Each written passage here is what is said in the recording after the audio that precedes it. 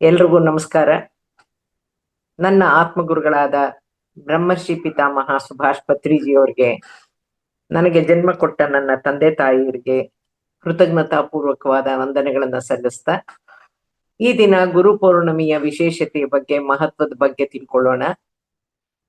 ಪ್ರತಿ ತಿಂಗಳಿನಲ್ಲಿ, ಅಂದರೆ ಪ್ರತಿ ಮಾಸದಲ್ಲಿ ಒಂದು ಅಮಾವಾಸ್ಯೆ ಹಾಗೂ ಒಂದು ಹುಣ್ಣಿಮೆ ಆಲ್ಟರ್ನೇಟಿವ್ ಆಗಿ ಘಟಿಸ್ತಾನೆ ಬರುತ್ತೆ. ಪ್ರತಿ ಅಮಾವಾಸ್ಯೆಯ ನಂತರ ಚಂದ್ರನ ಮೇಲೆ ಬೀಳೋ ಸೂರ್ಯನ ಬೆಳಕು ಹಂತ ಹಂತವಾಗಿ ವೃದ್ಧಿಸ್ತಾ ಹೋಗೋದನ್ನ ಶುದ್ಧ ಅಂತ ಕರೀತಾರೆ. ಚಂದ್ರನ ಮೇಲೆ ಬೀಳೋ ಸೂರ್ಯನ ಬೆಳಕು ಹಂತ ಹಂತವಾಗಿ ಕ್ಷೀಣಿಸ್ತಾ ಹೋಗೋದನ್ನ ಬಹುಳ ಅಂತಾನೂ ಕರೀತಾರೆ. ಸಂಪೂರ್ಣವಾಗಿ ಚಂದ್ರನ ಮೇಲೆ ಬೆಳಕಿಲ್ಲದ ದಿನವನ್ನ ಅಮಾವಾಸ್ಯೆ ಅಂತಾನೂ, ಚಂದ್ರನ ಮೇಲಿನ ಪರಿಪೂರ್ಣ ಬೆಳಕಿನ ದಿನವನ್ನ ಹುಣ್ಣಿಮೆ ಅಂತಾನೂ ಪರಿಗಣಿಸಲಾಗಿದೆ. ಹಾಗೂ ಮಾಸದ ಬದಲಾವಣೆಯ ಲೆಕ್ಕಾಚಾರ ಅಮಾವಾಸ್ಯೆಯ ಮಾರನೇ ದಿನದಿಂದ ಗಣನೆಗೆ ತಗೊಳ್ತಾರೆ. ಆ ಲೆಕ್ಕಾಚಾರದಲ್ಲಿ ಈ ಆಷಾಢ ಮಾಸದ ಶುದ್ಧ ಪೌರ್ಣಮಿಗೆ ಗುರು ಪೌರ್ಣಿಮೆ, ವ್ಯಾಸ ಪೌರ್ಣಿಮೆ, ಆಷಾಢ ಪೌರ್ಣಿಮೆ ಅಂತಾನೂ ಕರೀತಾರೆ. ಈ ತಿಂಗಳಿನ ಆಷಾಢ ಮಾಸದ ಹುಣ್ಣಿಮೆಯು ಇದೇ ಜುಲೈ 29ನೇ ತಾರೀಕು ಬುಧವಾರ ಘಟಿಸ್ತಾ ಇತ್ತು. ಆ ಹುಣ್ಣಿಮೆಯನ್ನ ಗುರು ಪೌರ್ಣಿಮೆಯಾಗಿ, ವ್ಯಾಸ ಪೌರ್ಣಿಮೆಯಾಗಿ ಆಚರಿಸಲಾಗ್ತಾ ಇದೆ. ನಮ್ಮ ಭರತ ಭೂಮಿಯ ಈ ಸಂಸ್ಕೃತಿ ಆಧ್ಯಾತ್ಮಿಕ ಸಂಪದ್ಭರಿತ ದೇಶದಲ್ಲಿ ಆದಿಪುರಾಣ ಕಾವ್ಯ ಗ್ರಂಥಗಳಲ್ಲಿ ಧರ್ಮಶಾಸ್ತ್ರ, ನೀತಿಶಾಸ್ತ್ರ, ವೇದ ಉಪನಿಷತ್ತುಗಳಲ್ಲದೇನೆ ಸಾಮಾನ್ಯ ಕತೆ, ಕಾದಂಬರಿ, ಕವನ, ವಾಚನ, ಸಾಹಿತ್ಯದಲ್ಲೂ ಕೂಡ ಗುರುವಿನ ಸ್ಥಾನಕ್ಕೆ, ಪಾಂಡಿತ್ಯಕ್ಕೆ ಶ್ರೇಷ್ಠವಾದ ಅಗ್ರಸ್ಥಾನ ಇದೆ. ಕಾಲಾನುಕಾಲದಿಂದಾನೂ ರಾಜ ಮಹಾರಾಜರುಗಳು ಕೂಡ ಕೆಲವು ಗುರುಗಳನ್ನ ಅನುಸರಿಸಿ ಅವರ ಸಲಹೆ ಸೂಚನೆಗಳನ್ನ ಪಾಲಿಸ್ತಿದ್ರು. ಸಂದಿಗ್ಧ ಪರಿಸ್ಥಿತಿಯಲ್ಲಿ ಅವರ ಅಭಿಪ್ರಾಯವನ್ನು ತಗೋತಾ ಇದ್ರು. ಈ ಗುರು ಅನ್ನೋ ಪರಿಕಲ್ಪನೆ ಇವತ್ತಿಂದಲ್ಲ. ಆಂಗ್ಲ ವಿಮರ್ಶಕ ಹಾಗೂ ಕಾದಂಬರಿಕಾರ ಜಾರ್ಜ್ ಬರ್ನಾರ್ಡ್ ಶಾ ಅವರು ಗುರುಗಳನ್ನ ಬಹಳ ಗೌರವ ಭಾವದಿಂದ ವರ್ಣಿಸಿದ್ದಾರೆ. The teacher is a person who create sound mind in a sound body. He is the generator of good knowledge and the operator of lifestyle and destroyer of adverse path ಅಂತ ಹೇಳಿದ್ದಾರೆ. ಯಾರು ಆರೋಗ್ಯಕರ ದೇಹದಲ್ಲಿ ಆರೋಗ್ಯಕರ ಮನಸ್ಸನ್ನ ಸೃಷ್ಟಿ ಮಾಡಬಲ್ಲರೋ ಅವರು ಶಿಕ್ಷಕರು. ಆ ಗುರು ಒಬ್ಬ ಶ್ರೇಷ್ಠ ಗುರು ಅನ್ನಿಸ್ಕೋತಾನೆ. ಯಾರು ತಪ್ಪು ದಾರಿಯಲ್ಲಿರೋನನ್ನ ಸರಿದಾರಿಯಲ್ಲಿ ಕೊಂಡೊಯ್ಯಬಲ್ಲನೋ, ಯಾರ ಜೀವನ ವಿಧಾನವನ್ನ ಮಾರ್ಗದರ್ಶಿಸಬಲ್ಲನೋ ಅವನು ಗುರು ಅನ್ನೋ ವಿವರಣೆ, ಹೇಳಿಕೆ, ಆ ತೂಕದ ಮಾತು ಮನನೀಯ, ನೆನಪಲ್ಲಿಟ್ಕೊಳ್ಳೇಬೇಕು, ಮತ್ತೆ ಮನನ ಮಾಡ್ತಾ ಇರ್ಬೇಕು. ಈ ಭೂಮಿಯ ಮೇಲೆ ಜನ್ಮ ತಗೊಳ್ಳೋ ಮಗುವಿಗೆ ತಾಯಿನೇ ಮೊಟ್ಟ ಮೊದಲ ಗುರುವಾಗ್ತಾಳೆ. ನಾನುಡಿನೇ ಇದೆ, ಮನೆಯೇ ಮೊದಲ ಪಾಠಶಾಲೆ, ಜನನಿ ತಾನೇ ಮೊದಲ ಗುರುವು, ಜನನಿಯಿಂದ ಪಾಠ ಕಲಿತ ಜನರು ಧನ್ಯರು ಅನ್ನೋದನ್ನ ಎಷ್ಟೋ ವೇದಿಕೆಗಳಲ್ಲಿ ನೆನೆಸ್ಕೊಳ್ಳೋದನ್ನು ಕೂಡ ನೋಡಿದೀವಿ. ಶಾಲೆಯಲ್ಲಿ ಪಾಠ ಕಲಿಸಿದವ್ರು ಮಾತ್ರ ಗುರುಗಳು ಅಂತಲ್ಲ, ಮಕ್ಕಳಿಗೆ ಪ್ರೀತಿ, ಮಮತೆಯನ್ನ, ಆಸೆ, ಆಸಕ್ತಿಯನ್ನ, ತಪ್ಪು ಸರಿಯನ್ನ, ಬುದ್ಧಿ, ವಿವೇಕ, ಶುಭ್ರತೆ, ಶಿಸ್ತು, ಆಚಾರ ವಿಚಾರಗಳನ್ನ ಕಲಿಸ್ಬೇಕಾಗಿರೋದೇನೆ ಮೊದಲಿಗೆ ತಾಯಿ. ಅಫ್ಕೋರ್ಸ್ ತಂದೆಯ ಮೇಲ್ವಿಚಾರಣೆಯಲ್ಲಿ ಅಂತ ತಗೊಳ್ಳೋಣ. ಅದೇ ತಂದೆ ತಾಯಿ ಮಕ್ಕಳಿಗೆ ವಿದ್ಯೆ ಬುದ್ಧಿ ಕಲಿಸದೇ ಇರೋ ಪಕ್ಷದಲ್ಲಿ ಮಕ್ಕಳ ಪಾಲಿಗೆ ಪೋಷಕರು ಶತ್ರುಗಳಾಗಿ ಕೂಡ ಪರಿಣಮಿಸ್ತಾರೆ, ಸಮಾಜಕ್ಕೆ ಹೊರೆಯಾಗ್ತಾರೆ. ನಮ್ಮ ಜೀವನದಲ್ಲಿ ನಮ್ಗೆ ಸಿಗೋ ಮೊಟ್ಟ ಮೊದಲ ಗುರು ತಾಯಿಗೆ ಕೃತಜ್ಞತೆಗಳನ್ನ ಸಲ್ಲಿಸೋ ದಿನ, ತಾಯಿಯನ್ನ ಕೃತಜ್ಞತಾ ಪೂರ್ವಕವಾಗಿ ಸ್ಮರಿಸೋ ದಿನ ಈ ಆಷಾಢ ಶುದ್ಧ ಪೌರ್ಣಿಮೆ, ಗುರು ಪೌರ್ಣಿಮೆ. ಜ್ಞಾನದಾನ, ವಿದ್ಯಾದಾನದ ಮೂಲಕ ನಮ್ಮ ಜೀವನವನ್ನ ಸಾರ್ಥಕಗೊಳಿಸಿದ ಎಲ್ಲಾ ಗುರುಗಳನ್ನು ಸ್ಮರಿಸೋ ದಿನ. ಜ್ಞಾನಗಳಲ್ಲಿ ಹಲವಾರು ವಿಧ: ಸಾಮಾನ್ಯ ಜ್ಞಾನ, ವಿಷಯ ಜ್ಞಾನ, ವಿಜ್ಞಾನ, ವಿಶೇಷ ಜ್ಞಾನ ಅಂದ್ರೆ ಪ್ರಯೋಗಕ್ಕೊಳಪಡದಂತ ಹೊಸ ವಿಚಾರ, ವಿಶಿಷ್ಟ ಜ್ಞಾನ ಅಂದ್ರೆ ವೈಯಕ್ತಿಕ ಪ್ರಯೋಗ ಪ್ರದಾನದಿಂದ ತಿಳಿಯುವಂತಹದ್ದು, ಆಧ್ಯಾತ್ಮಿಕ ಜ್ಞಾನ, ವಿಜ್ಞಾನದ ಪರಿಮಿತಿಯಲ್ಲಿ ಸಾಬೀತುಪಡಿಸಕ್ಕಾಗದೇ ಇರೋ ಆತ್ಮ ಸಂಬಂಧಿತ ಆತ್ಮ ಸಂಗತಿಗಳು, ಪರಬ್ರಹ್ಮ ಜ್ಞಾನ, ಮೂಲ ಅಥವಾ ಅಂತಿಮ ಜ್ಞಾನ ಅಥವಾ ಪಾರಮಾರ್ಥಿಕ ಜ್ಞಾನ. ಈ ಎಲ್ಲಾ ಜ್ಞಾನ ವಿಜ್ಞಾನಗಳನ್ನ ತಿಳಿಸೋರೆಲ್ಲರೂ ಕೂಡ ಖಂಡಿತವಾಗೂ ಗುರುಗಳೇನೆ. ವಿದ್ಯಾದಾನದ ಮೂಲಕ, ಜ್ಞಾನದಾನದ ಮೂಲಕ, ಮಾರ್ಗದರ್ಶನದ ಮೂಲಕ ನಮ್ಮ ಜೀವನವನ್ನ ಸಾರ್ಥಕಗೊಳಿಸಿದ ಎಲ್ಲಾ ಉಪಾಧ್ಯಾಯರುಗಳಿಗೆ, ಗುರುಗಳಿಗೆ ಅಭಿನಂದನೆ ಸಲ್ಲಿಸೋ ದಿನ ಗುರು ಪೌರ್ಣಿಮೆ. ಅಂಧಕಾರವನ್ನ ಕಳಿಸಿ ಜ್ಞಾನದ ಬೆಳಕನ್ನ ನೀಡಿದಂತಹ ಎಲ್ಲಾ ಆಧ್ಯಾತ್ಮಿಕ ಗುರುಗಳಿಗೆ ಅಭಿನಂದನೆ ಸಲ್ಲಿಸೋ ದಿನ. ಹಾಗೂನು ತಿಳಿದೋ ತಿಳಿದೇನೋ ಮಾಡಿದ ಅವಿನಯ ಇರಬಹುದು, ಅಶಿಸ್ತು ಪ್ರಮಾದಗಳನ್ನ ಕ್ಷಮಿಸುವಂತೆ ಪ್ರಾರ್ಥಿಸಿ ಗುರುದಕ್ಷಿಣೆ ಒಪ್ಪಿಸಿ ಆಶೀರ್ವಾದ ಪಡೆಯೋ ದಿನ, ಕ್ಷಮೆ ಯಾಚಿಸೋ ದಿನ ಈ ಗುರು ಪೌರ್ಣಿಮೆ.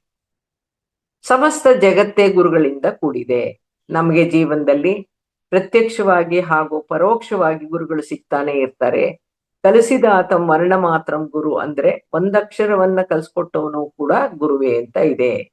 ಪ್ರತ್ಯಕ್ಷವಾಗಿ ಹಾಗೂ ಪರೋಕ್ಷವಾಗಿ ಪ್ರತಿಯೊಬ್ಬ ವ್ಯಕ್ತಿಯಿಂದನೂ ಕಲಿಬೇಕಾದಂತ ಒಂದು ವಿಶೇಷ ಅಂಶ ಇದ್ದೇ ಇರುತ್ತೆ. ಪ್ರಕೃತಿಯಿಂದಾನು ಪ್ರತಿ ಘಟನೆಯಿಂದಾನು ನಾವು ಕಲಿಯಬೇಕಾದ್ದು ಹಲವಾರು ವಿಚಾರವಿರುತ್ತಾದ್ರೂ ಶಿಸ್ತುಬದ್ಧ ಶಿಕ್ಷಣ, ಜ್ಞಾನಾರ್ಜನೆ, ಶೈಕ್ಷಣಿಕ ಮಾರ್ಗದರ್ಶನ ಶಾಲಾ ಕಾಲೇಜುಗಳಲ್ಲಿ ಶಿಕ್ಷಕರಿಂದ, ಉಪನ್ಯಾಸಕರಿಂದ ಸಿಗುತ್ತಾದ್ರೂ ಆತ್ಮಜ್ಞಾನ, ಆಧ್ಯಾತ್ಮಿಕ ವಿಜ್ಞಾನ ಹಾಗೂ ಮುಕ್ತಿ ಮಾರ್ಗ ಸದ್ಗುರುವಿನ ಮೂಲಕ ಮಾತ್ರ ಲಭ್ಯವಾಗಕ್ಕೆ ಸಾಧ್ಯ. ಹಾಗಾದ್ರೆ ಗುರು ಅಂದ್ರೆ ಯಾರು? ಸದ್ಗುರು ಅಂದ್ರೆ ಯಾರು? ದಾಸವರಣ್ಯರ ಅನುಭವಾಮೃತ ನೋಡಿ ಏನಂತಿದೆ? ಗುರುವಿನ ಗುಲಾಮನಾಗುವ ತನಕ ದೊರೆಯದಣ್ಣ ಮುಕುತಿ ಅಂತ ಇದೆ. ಅಂದ್ರೆ ಗುರುವಿನ ಗುಲಾಮನಾಗೋವರೆಗೂ, ಸರೆಂಡರ್ ಆಗೋವರೆಗೂ ಮುಕ್ತಿ ಸಿಗಲ್ಲ ಅಂತ ಅರ್ಥ. ಹಿಂದೆ ಗುರು ಮುಂದೆ ಗುರಿ ಅಂತ ಇದ್ದಾಗ ಕಾರ್ಯ ಯಶಸ್ವಿ ಅಂತಾರಲ್ಲ, ಗುರಿಯ ಕಡೆ ಗಮನ ಹರಿಸೋಕು, ಗುರಿಯನ್ನ ಮುಟ್ಟಿಸೋಕು ಕೂಡ ಒಬ್ಬ ನಿಜವಾದ ಗುರು ಬೇಕು. ಮಾನವನ ಅಂತಿಮ ಗುರಿ ಮಾಧವನಾಗೋದು. ಹುಟ್ಟು ಸಾವಿನ ಚಕ್ರದಿಂದ ಬಿಡುಗಡೆ ಹೊಂದಿ ಪರಿಪೂರ್ಣ ಜ್ಞಾನದೊಂದಿಗೆ ಮುಕ್ತಿ ಮೋಕ್ಷ ಸಾಧಿಸೋದು ಮಾನವನ ಗುರಿ. ಆಧ್ಯಾತ್ಮಿಕ ಕವಿ ವೇಮನ ಯೋಗಿ ತನ್ನ ಪದ್ಯವೊಂದರಲ್ಲಿ ಹೇಳಿದಾನೆ, ಮೂರ್ಖ ಗುರುವು ಕಟ್ಟುವನು ಕರ್ಮದ ಗುಂಪನು, ಮಧ್ಯ ಗುರುವು ಕಟ್ಟುವನು ಮಂತ್ರದ ಗುಂಪನು, ಉತ್ತಮ ಗುರುವು ಕಟ್ಟುವನು ಯೋಗಾಯೋಗ ಸಾಮ್ರಾಜ್ಯವ ವಿಶ್ವದಾಭಿರಾಮ ಕೇಳುವೇಮ ಅಂತ ಹೇಳಿದಾನೆ. ಹಾಗಂದ್ಮೇಲೆ ಗುರು ಒಬ್ಬನಲ್ಲ, ಹಲವು ರೀತಿಯ ಗುರುಗಳಿದ್ದಾರೆ ಅಂತ ಆಯ್ತು. ಓದಿ, ಅಧ್ಯಯನ ಮಾಡಿ, ಅಭ್ಯಾಸ ಮಾಡಿ ವಿಷಯ ವಿಚಾರಗಳನ್ನ ತಿಳ್ಕೊಂಡಿರೋನನ್ನ ಜ್ಞಾನಿ ಅಂತಾರೆ. ಆ ಕಲಿತ ಅಧ್ಯಯನ ಮಾಡಿದ ವ್ಯಕ್ತಿಯನ್ನ ನಾಲೆಡ್ಜಬಲ್ ಅಂತ ಕರೀತಾರೆ, ಸ್ಕಾಲರ್ ಅಂತ ಕರೀತಾರೆ. ಈ ಜ್ಞಾನಿಯು ತಾನು ತಿಳಿದಿದ್ದನ್ನ ಬೇರೆಯವ್ರಿಗೆ ತಿಳಿಸಿದಾಗ, ಕಲಿಸ್ಕೊಟ್ಟಾಗ ಅವನು ಶಿಕ್ಷಕ ಅಂತ ಅನ್ನಿಸ್ಕೊತಾನೆ. ವಿದ್ಯಾರ್ಥಿಗಳಿಗೆ ಗುರು ಅನ್ನಿಸ್ಕೊಳ್ತಾನೆ. ಕಲಿಸಿದಾತಂ ವರ್ಣ ಮಾತಂ ಗುರು ಅಂತಾರಲ್ಲ, ಆ ಗುರು ಆಗ್ತಾನೆ. ಇನ್ನು ಕೆಲವರು ಜ್ಞಾನಿಗಳು ಹೇಳಿದ್ದಾರೆ, ಜೀವನನೇ ಒಂದು ಸಮರ ಅಂತ ಹೇಳಿದ್ದಾರೆ. ವೈದ್ಯರು ಕಾಯಿಲೆಯ ವಿರುದ್ಧ ಹೋರಾಡ್ತಾರೆ, ವಕೀಲರು ಅನ್ಯಾಯದ ವಿರುದ್ಧ ಹೋರಾಡ್ತಾರೆ, ಗುರುಗಳು ಅಜ್ಞಾನದ ವಿರುದ್ಧ ಹೋರಾಡ್ತಾರೆ. ಎಲ್ರನ್ನೂ ಜ್ಞಾನಿಗಳನ್ನಾಗಿ ಮಾಡೋದಕ್ಕೆ ಹೋರಾಡ್ತಾರೆ. ಸಂತ ಕಬೀರದಾಸರು ಹೇಳಿದ್ದಾರೆ, ದೇವರಿಗಿಂತ ಗುರುನೇ ಶ್ರೇಷ್ಠ. ಯಾಕೆ ಅಂದ್ರೆ ದೇವರ ಮಹಿಮೆಯನ್ನ ಪರಿಚಯ ಮಾಡಿಸ್ತವನೇ ಗುರು ಅಂತ ಹೇಳಿದ್ದಾರೆ. ಸರ್ವಜ್ಞ ವಚನದಲ್ಲೂ ಕೂಡ ಗುರುವಿನಿಂದ ಮುಕ್ತಿ ಅಂತಾನೆ ಇದೆ. ಗುರುವಿಂದ ಬಂಧುಗಳು, ಗುರುವಿಂದ ದೈವಗಳು, ಗುರುವಿಂದಲಿಹುದು ಪುಣ್ಯವದು, ಜಗಕ್ಕೆಲ್ಲ ಗುರುವಿಂದ ಮುಕ್ತಿ ಸರ್ವಜ್ಞ ಅಂತಿದೆ. ಇಷ್ಟು ಜ್ಞಾನಿಗಳು ಗುರುವಿನ ಮಹತ್ವವನ್ನ ಬೇರೆ ಬೇರೆ ರೀತಿಯಲ್ಲಿ ಅನುಭವ ಪೂರ್ವಕವಾಗಿ ವಿವರಿಸಿದಾರಲ್ಲ, ಆ ಗುರು ಯಾರು? ಯಾರನ್ನ ಸದ್ಗುರು ಅಂತಾರೆ?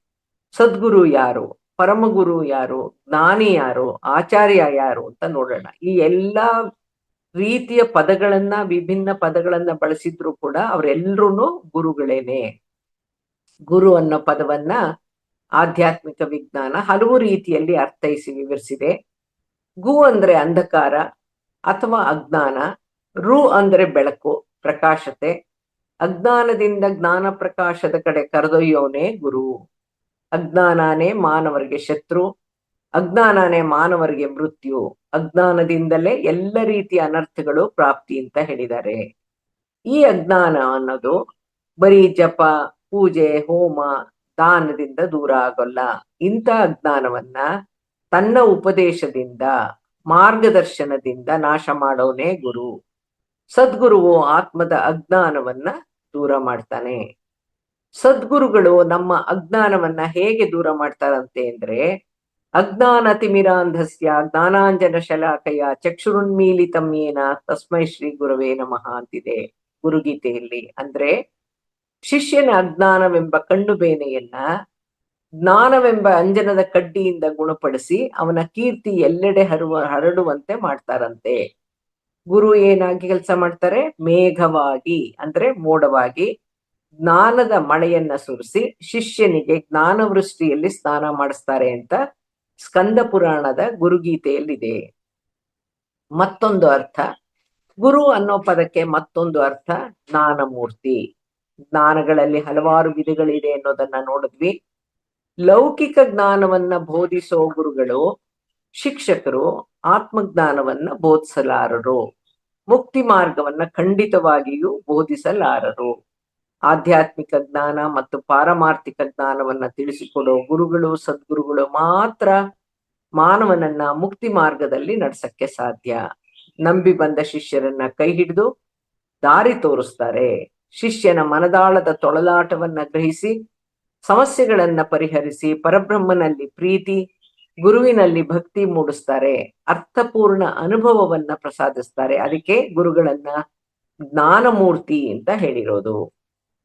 ಇನ್ನು ಒಂದರ್ಥ, ಗುರು ಅಂದ್ರೆ ತೂಕ, ಭಾರ, ದೊಡ್ಡದು, ಪರಿಪೂರ್ಣ. ಜ್ಞಾನದಿಂದ ಹಾಗೂ ಅನುಭವದಿಂದ ಭಾರವಾಗಿರೋನೇ ಗುರು. ಗುರು ಅಂದ್ರೆ ಸಾಧನೆಯ ಮೂಲಕ ಮುಕ್ತಿಗೆ ಸಿದ್ಧವಾಗಿರೋನು ಅಂತಾನೂ ಅರ್ಥ ಇದೆ. ಹಾಗಾಗಿ ಗುರುವಿನಿಂದ ಸಾಧನಾ ಜ್ಞಾನವನ್ನ, ಸಾಧನಾ ವಿಧಾನವನ್ನ ತಿಳಿದು ಸಾಧನೆಯಲ್ಲಿ ತೊಡಗಬೇಕು ಶಿಷ್ಯರು. ಗುರು ಅನ್ನೋ ಪದದ ವಿರುದ್ಧ ಪದ ಲಘು. ಲಘು ಅಂದ್ರೆ ಜ್ಞಾನ ಇಲ್ದೇನೆ, ಅನುಭವ ಇಲ್ದೇನೆ ಹಗುರವಾಗಿರೋನು ಅಂತಾನೂ ಅರ್ಥ. ಎಲ್ಲಾ ಶಿಷ್ಯರು ಮೊದಲಿಗೆ ಲಘುನೇ ಆಗಿರ್ತಾರೆ. ಆದ್ರೆ ಧ್ಯಾನದ ಮೂಲಕ, ತಪಸ್ಸಿನ ಮೂಲಕ, ಸಾಧನೆಯ ಮೂಲಕ ದಿವ್ಯ ಚಕ್ಷುಗಳನ್ನ ಸಂಪಾದಿಸ್ಕೊಂಡು ಪರಬ್ರಹ್ಮ ಜ್ಞಾನವನ್ನ ಹೊಂದಿದವನೇನೆ, ಪರಮಾತ್ಮನ ಕುರಿತು ತಿಳಿದವನೇನೆ ಗುರು. ನಿಜವಾದ ಗುರುವು ಪರಮಾತ್ಮನ ಒಂದು ಅಂಶನೇ. ನಿರಾಕಾರವಾದ ಪರಮಾತ್ಮನು ತಾನೇ ಧರೆಗಿಳಿದು ಬಂದು ಭಕ್ತರನ್ನ ಉದ್ಧಾರ ಮಾಡಕ್ಕೆ ಸಾಧ್ಯ ಇಲ್ಲ.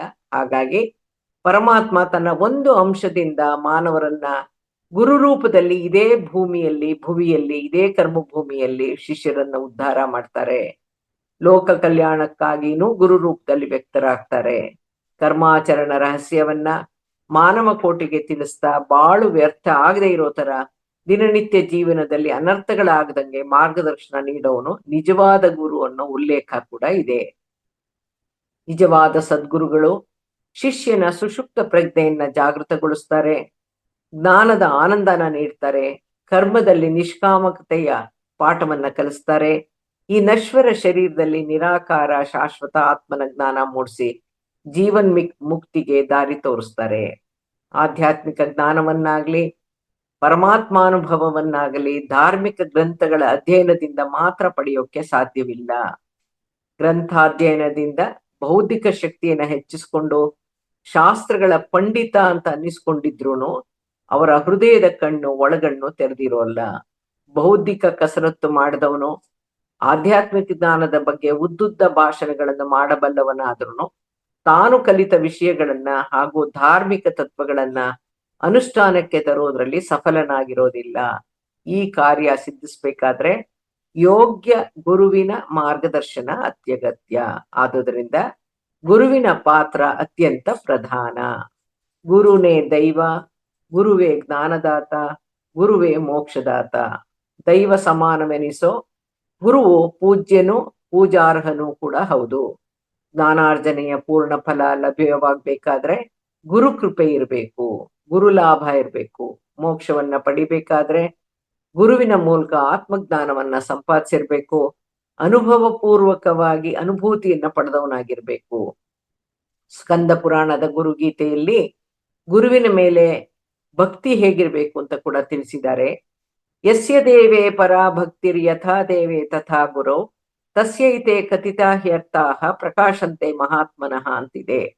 ಅಂದ್ರೆ ಯಾರಿಗೆ ಭಗವಂತನಲ್ಲಿ ಅತಿಯಾದ ಭಕ್ತಿ ಇದೆಯೋ ಮತ್ತು ಭಗವಂತನಲ್ಲಿರೋ ಭಕ್ತಿಯಷ್ಟೇ ಹೆಚ್ಚಿನ ಭಕ್ತಿಯು ತನ್ನ ಗುರುವಿನಲ್ಲಿ ಇದೆಯೋ ಅಂಥವನಿಗೆ ಮಾತ್ರ ಆಧ್ಯಾತ್ಮ ತತ್ವಗಳು ಅರಿವಾಗುತ್ತೆ, ಅರ್ಥವಾಗುತ್ತೆ.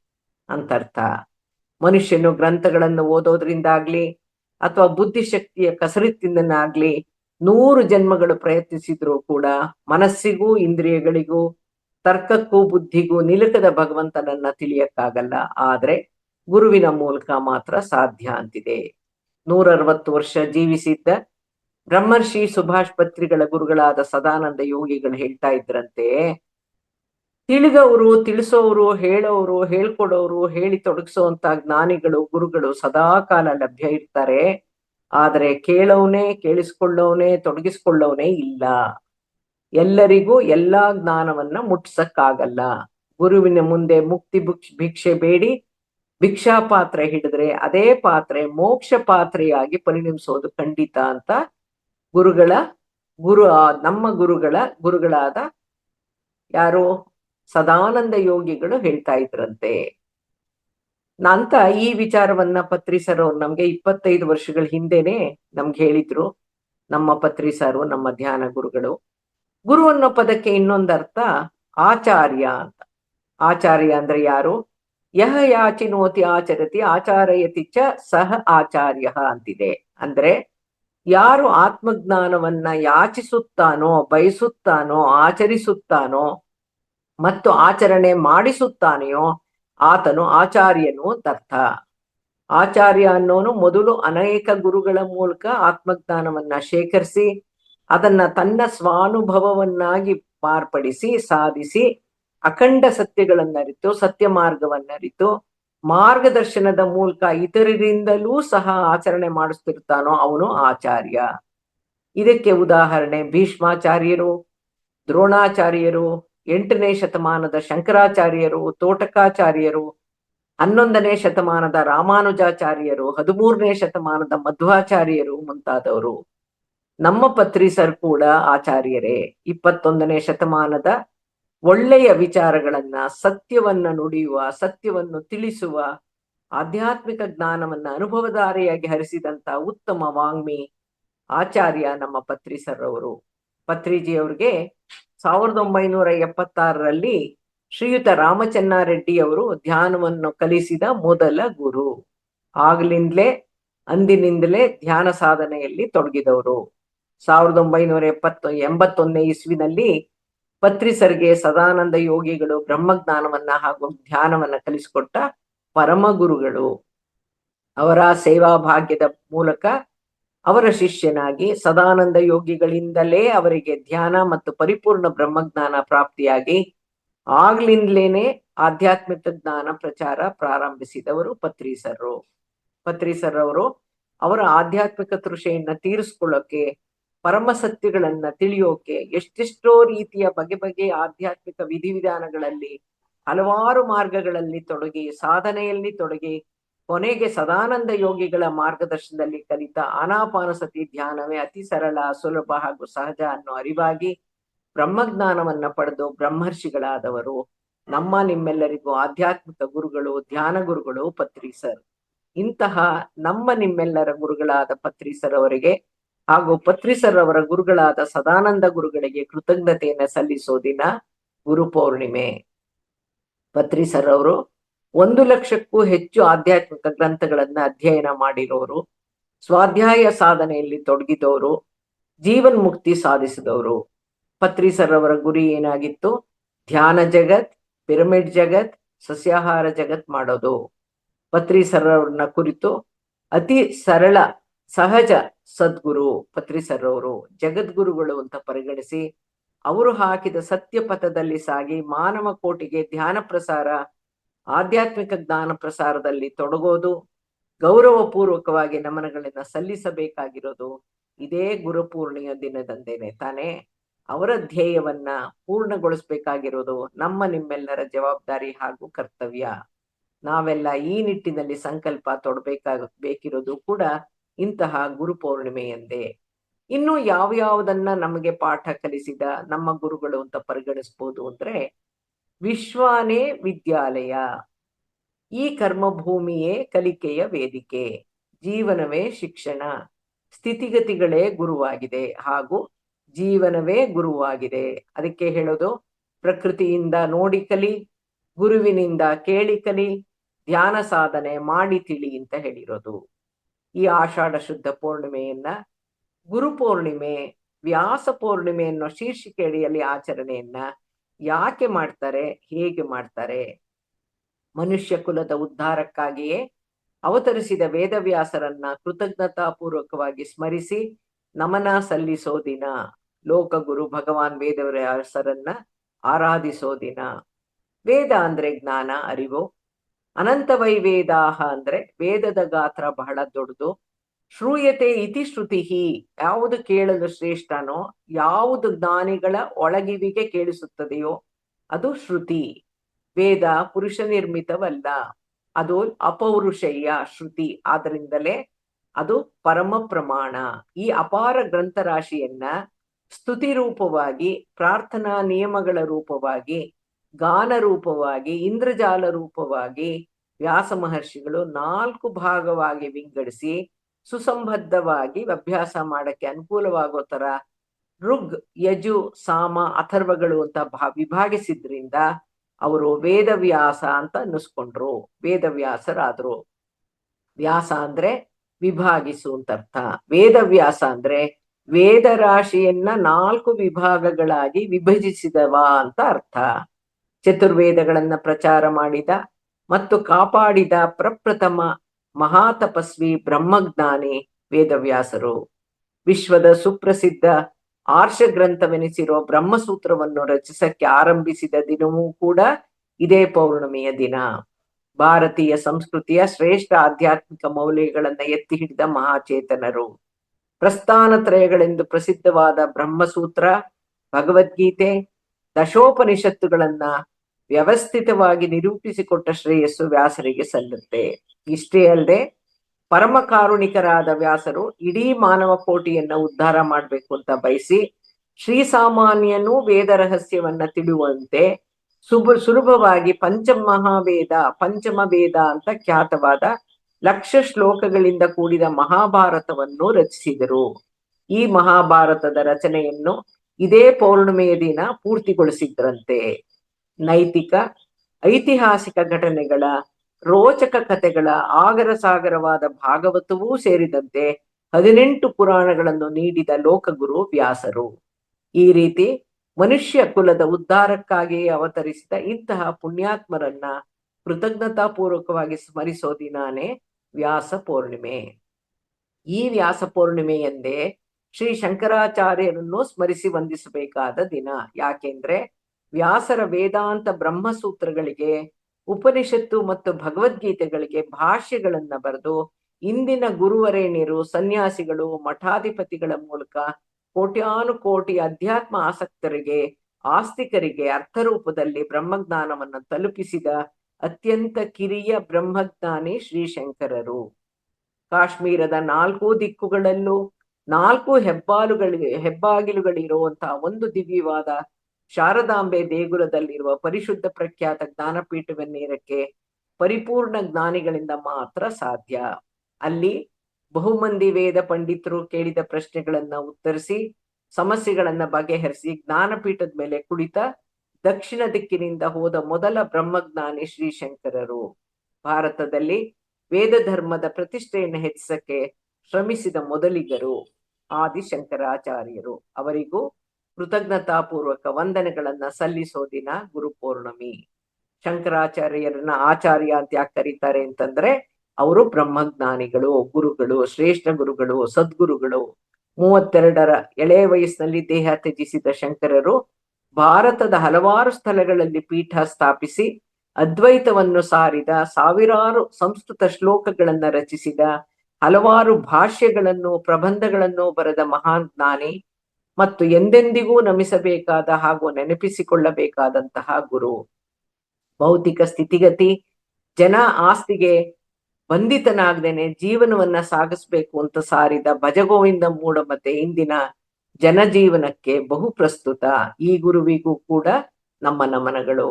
ಇನ್ನು ರಾಮಾನುಜಾಚಾರ್ಯರು ಶಂಕರಾಚಾರ್ಯರ ನಂತರ ಅದ್ವೈತವನ್ನ ಸಾರಿದ, ಭಾವನಾಪೂರಿತ ಭಕ್ತಿ ಮಾರ್ಗವನ್ನ ಬೋಧಿಸಿದ ಹಾಗೂ ಜಾತಿ ಆಧಾರಿತ ಗುಂಪು ಪಂಗಡಗಳನ್ನು ವಿರೋಧಿಸಿದ ಸಮಾಜ ಸುಧಾರಕ ಆಧ್ಯಾತ್ಮಿಕ ಗುರು.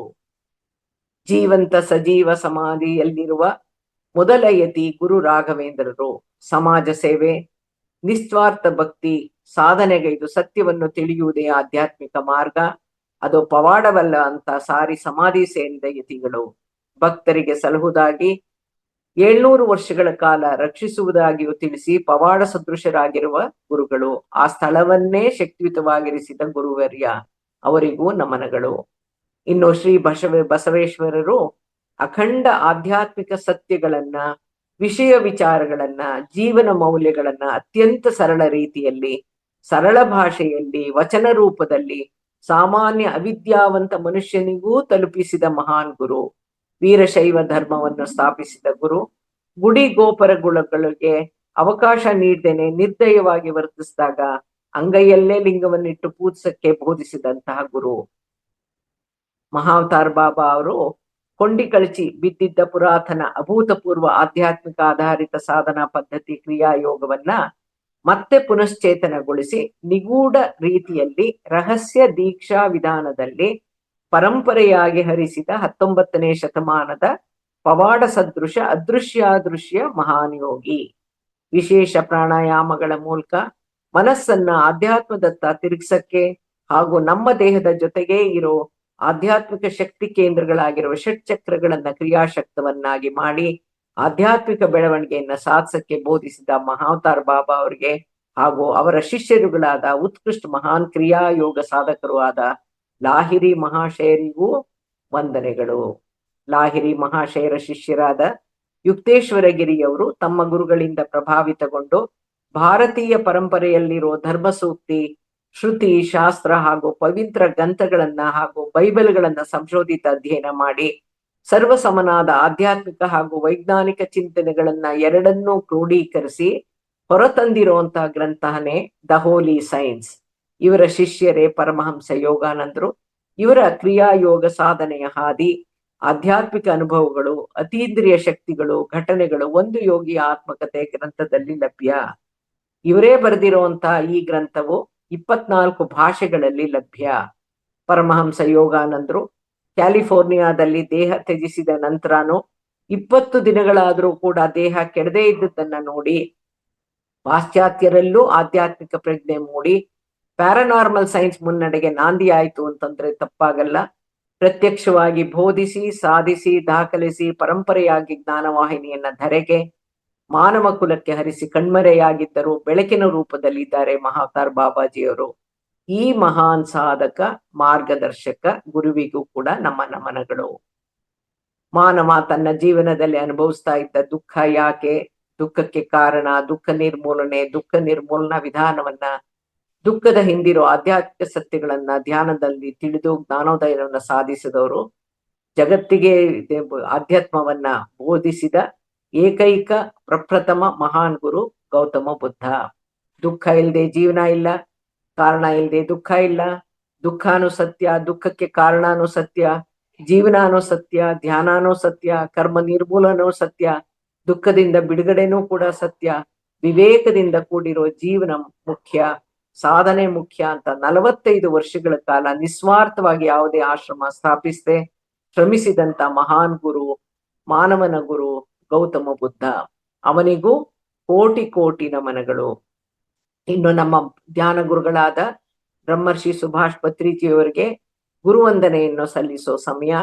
ಪರಮಾಶ್ರಯದಾತನಾದ ಆ ಭಗವಂತನು ನಮ್ಮಲ್ಲೇ ಇದ್ದಾನೆ ಅನ್ನೋದನ್ನ ತಿಳಿಸಿದವರು, ತೋಡಿಸಿಕೊಟ್ಟವರು ನಿಮ್ಮೆಲ್ಲರ ಗುರುಗಳಾದ ಬ್ರಹ್ಮರ್ಷಿ ಸುಭಾಷ್ ಪತ್ರಿಜಿಯವರು. ಈ ವಿಜ್ಞಾನ ಯುಗದಲ್ಲಿ ಆಧ್ಯಾತ್ಮಿಕ ವಿಜ್ಞಾನವನ್ನ, ಆಧ್ಯಾತ್ಮಿಕ ಶಾಸ್ತ್ರವನ್ನ, ಆಧ್ಯಾತ್ಮಿಕ ತತ್ವ ಸಿದ್ಧಾಂತಗಳನ್ನ, ಆಧ್ಯಾತ್ಮಿಕ ಮೂಲವಾದ ಧ್ಯಾನ ವಿಧಾನವನ್ನ ದೇಶದ ಮೂಲೆ ಮೂಲೆಗಳಿಗೂ ಪ್ರಪಂಚದ ಮೂಲೆ ಮೂಲೆಗಳಿಗೂ ತಾವೇ ಸ್ವತಃ ಹೋಗಿ ಸಾರಿ ಸಾರಿ ತಿಳಿಸಿದಂತಹ ಸದ್ಗುರು ಅಲ್ಲವೇ ನಮ್ಮ ಗುರುಗಳು. ದಿವ್ಯ ಚಕ್ಷುಗಳನ್ನ, ದಿವ್ಯ ಜ್ಞಾನವನ್ನ ಪರಿಪಕ್ವ ಮಾಡಿಕೊಂಡು ಬದುಕಿರುವಾಗ್ಲೇ ಜೀವನ್ ಮುಕ್ತಿ ಸಾಧಿಸಿದ, ಮಾನವರೆಲ್ಲರೂ ಮುಕ್ತಿ ಸಾಧಿಸಬಹುದೆಂಬುದನ್ನ ತಿಳಿಸಿ ಎಲ್ಲರನ್ನೂ ತೊಡಗಿಸಿ ಸಾಧ್ಯವೆಂಬುದನ್ನ ತೋರಿಸಿಕೊಟ್ಟ ನಿಮ್ಮೆಲ್ಲರ ಗುರುಗಳು ಬ್ರಹ್ಮರ್ಷಿ ಪಿತಾಮಹ ಸುಭಾಷ್ ಪತ್ರಿಜಿಯವರು. ಅವರು ಯಾವುದೇ ಧರ್ಮಕ್ಕೆ ಅಂಟಿಕೊಳ್ಳದೆ, ಯಾವುದೇ ಆಶ್ರಮವನ್ನ ಸ್ಥಾಪಿಸದೆ, ತಮ್ಮ ಹೆಸರಿನಲ್ಲಿ ಗುರೂಜಿ ಅಂತಾಗ್ಲಿ, ಆಚಾರ್ಯ ಅಂತಾಗ್ಲಿ ಶಿರೋನಾಮೆಗಳನ್ನ ಇಟ್ಕೊಳ್ಳದೇನೆ ವಿಶೇಷ ವಸ್ತ್ರ ವಿನ್ಯಾಸಗಳನ್ನ ಕೂಡ ಅಳವಡಿಸ್ಕೊಳ್ಳದೆ, ತಾನು ಎಂದೂ ಧ್ಯಾನ ಗುರು ಅಂತಾನು ಹೇಳಿಕೊಳ್ಳದೇನೆ ಧ್ಯಾನ ಪ್ರಚಾರವನ್ನ, ಜ್ಞಾನ ಪ್ರಸಾರವನ್ನ ಮಾಡಿದಂತ ಜಗದ್ಗುರುಗಳು ಪತ್ರಿಸರ್ ಅಂತಂದ್ರೂ ತಪ್ಪಾಗಲ್ಲ. ಇಂತಹ ಗುರುಗಳಿಗೆ ನಾವೆಲ್ಲರೂ ಕೃತಜ್ಞತಾ ಪೂರ್ವಕವಾಗಿ ಧನ್ಯವಾದಗಳನ್ನ ಅರ್ಪಿಸೋ ದಿನಾನೇ ಗುರು ಪೌರ್ಣಿಮೆ. ಇದೇ ಗುರು ಪೌರ್ಣಿಮೆಯನ್ನ ಆಷಾಢ ಶುದ್ಧ ಪೌರ್ಣಮಿ ಅಂತ ಯಾಕೆ ಕರೀತಾರೆ ಅಂತಂದ್ರೆ, ಅಂದು ಇದೇ ವ್ಯಾಸ ಪೌರ್ಣಮಿ ಎಂದು ಗುರುವರೇಣ್ಯರು, ಸನ್ಯಾಸಿಗಳು, ಮಠಾಧಿಪತಿಗಳು ವ್ಯಾಸರ ಪೂಜೆ ಮಾಡಿ ಚಾತುರ್ಮಾಸ್ಯ ವ್ರತ ಕೈಗೊಳ್ತಾರೆ. ಸಂಕಲ್ಪ ತೊಟ್ಟು ವ್ರತಾನುಷ್ಠಾನದ ಮೂಲಕ ಚಾತುರ್ಮಾಸ್ಯ ವ್ರತ ಸಂಕಲ್ಪದ ಹಬ್ಬವನ್ನು ಆಚರಿಸೋದ್ರಿಂದ ಈ ದಿನವನ್ನ ಯತಿಗಳ ಹಬ್ಬ ಅಂತಾನು ಕರೀತಾರೆ. ಆಷಾಢ ಪೌರ್ಣಮಿಯಿಂದ ಕಾರ್ತಿಕ ಪೌರ್ಣಿಮೆಯವರೆಗಿನ ಮಳೆಗಾಲದ 4 ತಿಂಗಳು ಯಾರು ಎಲ್ಲೂ ಸಂಚರಿಸ್ತೇನೆ ಒಂದೇ ಕಡೆ ಇದ್ದು ಲೋಕ ಕಲ್ಯಾಣಾರ್ಥವಾಗಿ ವೇದಾಧ್ಯಯನ, ಪಠನ, ಪ್ರವಚನದ ಮೂಲಕ ಸಂಪೂರ್ಣ ಭಗವತ್ ಚಿಂತನೆ ನಡೆಸ್ತಾರೆ. ಈ ಸಮಯದಲ್ಲಿ ಭಕ್ತರು ಗುರುವಂದನೆ, ಗುರು ದರ್ಶನ ಪಡೆದು ಯಥಾಶಕ್ತಿ ಫಲಪುಷ್ಪಕರು ಗುರು ಕಾಣಿಕೆ ಸಲ್ಲಿಸಿ ಆಶೀರ್ವಾದ ಪಡೆದು ಗುರು ಕೃಪೆಗೆ ಪಾತ್ರರಾಗ್ತಾರೆ. ಈ ಗುರು ಪೌರ್ಣಮಿಯಂದೇ, ವ್ಯಾಸ ಪೌರ್ಣಮಿಯಂದೇ, ಇದೇ ಆಷಾಢ ಶುದ್ಧ ಪೌರ್ಣಮಿಯಂದೇ ಚಾತುರ್ಮಾಸ್ಯ ವ್ರತ ಕೈಗೊಳ್ಳೋದ್ರಿಂದ ಆಷಾಢ ಶುದ್ಧ ಪೌರ್ಣಮಿ ಅಂತಾನು ಆಚರಣೆಯಲ್ಲಿದೆ. ನಿಮಗೆ ಆತ್ಮ ಸಾಕ್ಷಾತ್ಕಾರವನ್ನು ಪಡೆಯುವ ಹಂಬಲವಿದ್ದರೆ ವೇದಗಳಲ್ಲಿ ಅಪರಿಮಿತವಾದ ಶ್ರದ್ಧೆ ಇಡಬೇಕು ಅಂತನೋ, ಗುರುವಾಕ್ಯವೇ ವೇದವಾಕ್ಯವಾದ್ದರಿಂದ ಗುರುವಿನಲ್ಲಿ ಶ್ರದ್ಧೆ ಇದೆ ಅಂದ್ರೆ ವೇದಗಳಲ್ಲೂ ಶ್ರದ್ಧೆ ಇದೆ ಅಂತ ಅರ್ಥಾನು ಅಂತ ವ್ಯಾಸೋಚ್ಚಿಷ್ಟಂ ಜಗತ್ ಸರ್ವಂ ಅಂದ್ರೆ ಭಾರತೀಯ ಆಧ್ಯಾತ್ಮಿಕ ಸಾಹಿತ್ಯವೆಲ್ಲ ವ್ಯಾಸೋಕ್ತಿಯ ಪುನರುಕ್ತಿಯೇ ಆಗಿದೆ. ಇಂತಹ ವ್ಯಾಸರನ್ನು ಸಂಕೇತಿಸುವ, ಸದ್ಗುರುಗಳನ್ನ ಸ್ಮರಿಸುವ, ತಾಯಿ ತಂದೆಯರನ್ನ, ಉಪಾಧ್ಯಾಯರನ್ನ ಸ್ಮರಿಸುವ ದಿನವೇ ಗುರು ಪೌರ್ಣಿಮೆ ಅಥವಾ ವ್ಯಾಸ ಪೌರ್ಣಿಮೆ ಎಂದಿದ್ದಾರೆ ಋಷಿಕೇಶದ ಸ್ವಾಮಿ ಶಿವಾನಂದರು.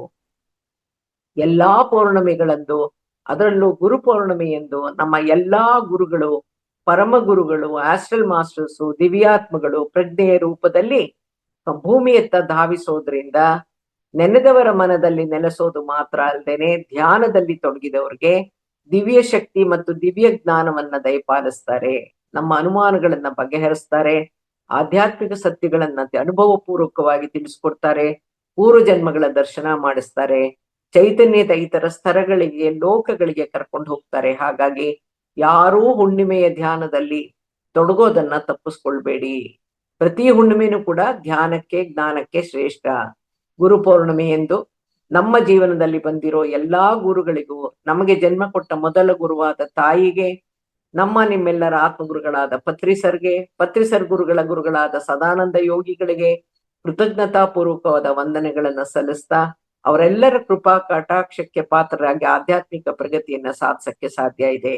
ಜ್ಞಾನ ಪಾರಂಗತರು ಜನಿಸಿದ ದಿನದಂದು ನಾವು ಆ ದಿವ್ಯಾತ್ಮರನ್ನ ನೆನೆಸ್ಕೊಂಡ್ರೆ, ಸ್ಮರಿಸಿದ್ರೆ, ಧ್ಯಾನಿಸಿದ್ರೆ ಅವರ ದಿವ್ಯ ಚೈತನ್ಯ, ಕಂಪನ, ಜ್ಞಾನ, ಮಾರ್ಗದರ್ಶನ ಹುಣ್ಣಿಮೆಯ ಬೆಳಕಿನೊಂದಿಗೆ ಹರಿದು ಬರೋದ್ರ ಜೊತೆಗೆ ಬ್ರಹ್ಮಾಂಡದಲ್ಲಿರೋ ವಿಶ್ವಶಕ್ತಿ ಹುಣ್ಣಿಮೆ ದಿನಗಳಲ್ಲಿ ಮಾನವನ ಸೂಕ್ಷ್ಮ ಶರೀರ, ಮನೋಮಯ ಶರೀರ, ಆನಂದಮಯ ಶರೀರಗಳಲ್ಲಿ ತುಂಬಿಕೊಂಡು ಆಧ್ಯಾತ್ಮಿಕ ಸಾಧನೆಗೆ ಸಹಕರಿಸುತ್ತೆ. ನಾಡಿ ಮಂಡಲ ಶುದ್ಧಿಯಾಗೋದ್ರಿಂದ ಕುಂಡಲಿನಿ ಜಾಗೃತಿ ನಿರಾಯಾಸವಾಗಿ ನಡೆಯುತ್ತೆ. ಪ್ರಾಣಮಯ ಕೋಶ, ವಿಜ್ಞಾನಮಯ ಕೋಶ ಹಾಗೂ ಆನಂದಮಯ ಕೋಶದ ಮೇಲೆ ಪೂರ್ತಿ ಪ್ರಜ್ಞೆ ಉಂಟಾಗೋದ್ರಿಂದ ಸೂಕ್ಷ್ಮ ಶರೀರಿಯಾನ ಸಾಧ್ಯವಾಗುತ್ತೆ. ಅತೀಂದ್ರಿಯ ಶಕ್ತಿಗಳು ಜಾಗೃತಗೊಂಡು ಟೆಲಿಪತಿಯ ಅನುಭವ ಆಗುತ್ತೆ. ಕಾರಣ ಶರೀರದಲ್ಲಿರೋ ಪಾಪ ಭಸ್ಮವಾಗುತ್ತೆ ಅನ್ನೋದು ಸಾಧಕರ ಅನುಭವ ಅಂತ ಹೇಳ್ತಾ, ಗುರು ಪೌರ್ಣಿಮೆಯ ಮಹತ್ವದ ಬಗ್ಗೆ ತಿಳಿಸ್ಕೊಡೋಕೆ ಅವಕಾಶ ಮಾಡಿಕೊಟ್ಟಂತ ಮಹಾವತಾರ ಟಿವಿ ಕನ್ನಡ ವಾಹಿನಿಗೆ ಧನ್ಯವಾದಗಳನ್ನ ಅರ್ಪಿಸ್ತಾ ಇಂದಿನ ಉಪನ್ಯಾಸವನ್ನ ಮುಗಿಸ್ತಾ ಇದ್ದೀನಿ. Thank you.